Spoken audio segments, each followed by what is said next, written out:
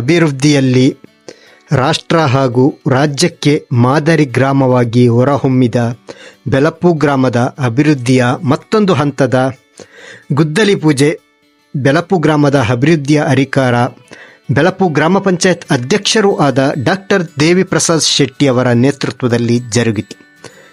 ಬೆಳಪು ರಹಮಾನಿಯಾ ಸರ್ಕಲ್ನಿಂದ ಬೆಳಪು ಶಾಲೆಯ ತನಕ ರಸ್ತೆ ಅಗಲೀಕರಣಗೊಳಿಸಿ ಕಾಂಕ್ರೀಟೀಕರಣಗೊಳಿಸುವ ಯೋಜನೆ ಸುಮಾರು 50 ಲಕ್ಷ ರೂಪಾಯಿ ವೆಚ್ಚದಲ್ಲಿ ಡಾಕ್ಟರ್ ದೇವಿಪ್ರಸಾದ್ ಶೆಟ್ಟಿ ಅವರ ನಿರಂತರ ಪರಿಶ್ರಮದ ಫಲವಾಗಿ ಕಾಪು ಶಾಸಕ ಸುರೇಶ್ ಶೆಟ್ಟಿ ಗುರ್ಮೆಯವರ ಸಹಕಾರದಿಂದ ಸಮಾಜ ಕಲ್ಯಾಣ ಸಚಿವರಾದ ಎಚ್.ಸಿ. ಮಹಾದೇವಪ್ಪನವರ ಮುಖಾಂತರ ಮಂಜೂರಾಗಿತ್ತು. Belapu Karnataka bank ಸರ್ಕಲ್ನಿಂದ industrial area ತನಕ ಈಗಾಗಲೇ ಕಾಂಕ್ರೀಟೀಕರಣ ಕಾಮಗಾರಿ ಪ್ರಗತಿಯಲ್ಲಿದ್ದು, ಇನ್ನೂ ಹಲವಾರು ಯೋಜನೆಗಳು ಬೆಳಪು ಗ್ರಾಮದಲ್ಲಿ ಪ್ರಾರಂಭವಾಗಲಿದೆ ಎಂದು ಇದೇ ವೇಳೆ ಡಾಕ್ಟರ್ ದೇವಿಪ್ರಸಾದ್ ಶೆಟ್ಟಿ ಅವರು ತಿಳಿಸಿದರು.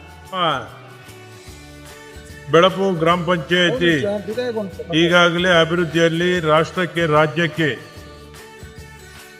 ಮಾದರಿಯಾಗಿ ಒಂದು ಗ್ರಾಮ ಯಾವ ರೀತಿ ಅಭಿವೃದ್ಧಿ ಮಾಡಲಿಕ್ಕೆ ಸಾಧ್ಯ ಎಂಬುದನ್ನು ನಮ್ಮೆಲ್ಲ ಗ್ರಾಮಸ್ಥರ ಸಹಕಾರದಿಂದ ರಾಜ್ಯ ಮತ್ತು ಕೇಂದ್ರ ಸರ್ಕಾರದ ವಿಶೇಷ ಅನುದಾನದಡಿ ನಾವು ಮಾಡಿ ತೋರಿಸಿದ್ದೇವೆ. ಈಗಾಗಲೇ ಶಿಕ್ಷಣ ಕೇಂದ್ರ ಆಗ್ತಾ ಇದೆ, ಕೈಗಾರಿಕಾ ಪಾರ್ಕ್ ಆಗ್ತಾ ಇದೆ. ಅದರೊಂದಿಗೆ ಎಲ್ಲ ರಸ್ತೆಗಳ ಅಭಿವೃದ್ಧಿಗೆ ಕೂಡ ಚಾಲನೆ ಕೊಟ್ಟಿದ್ದೇವೆ.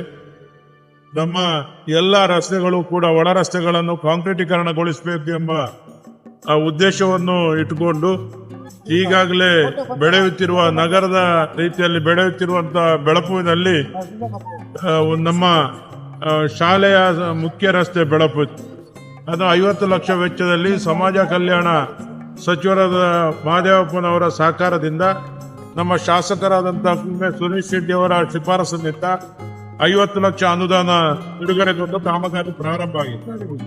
ನಮ್ಮ ಪಂಚಾಯತ್ ಎದುರುಗಡೆ ಕೈಗಾರಿಕಾ ಪಾರ್ಕಿಗೆ ಹೋಗುವಂತಹ ರಸ್ತೆ ಲೋಕೋಪಯೋಗಿ ಇಲಾಖೆಯ ಮೂಲಕ ನಮ್ಮ ಲೋಕೋಪಯೋಗಿ ಸಚಿವರಾದಂತಹ ಸತೀಶ್ ಜಾರಕಿಹೊಳಿ ಅವರ ವಿಶೇಷ ಅನುದಾನದಡಿ ನಮ್ಮ ಶಾಸಕರಾದ ಸುರೇಶ್ ಶೆಟ್ಟಿ ಅವರ ಶಿಫಾರಸಿನಡಿ ಈಗಾಗಲೇ 50 ಲಕ್ಷ ಅನುದಾನ ಬಿಡುಗಡೆ ಆಗಿದೆ.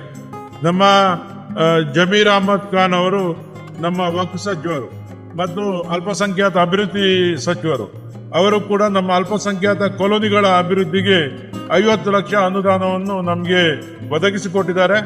ಅದರೊಂದಿಗೆ ನಮ್ಮ ಮೌಲಾನಾ ವಸತಿ ಶಾಲೆಗೆ 5.5 ಕೋಟಿ ಕಟ್ಟಡಕ್ಕೆ ಅನುದಾನವನ್ನು ನಾವು ಬೇಡಿಕೆ ಇಟ್ಟ ತಕ್ಷಣ ಮಂಜೂರುಗೊಳಿಸಿದ್ದಾರೆ. ಆದ್ರಿಂದ ಬೆಳಪು ಒಂದು ರೀತಿಯಲ್ಲಿ ವೇಗವಾಗಿ ಮತ್ತು ನಮ್ಮ ಈ ಗ್ರಾಮೀಣ ಬಡ ಜನರಿಗೆ ಅನುಕೂಲ ಆಗುವ ರೀತಿಯಲ್ಲಿ ಅಭಿವೃದ್ಧಿ ಆಗ್ತಾ ಇದೆ.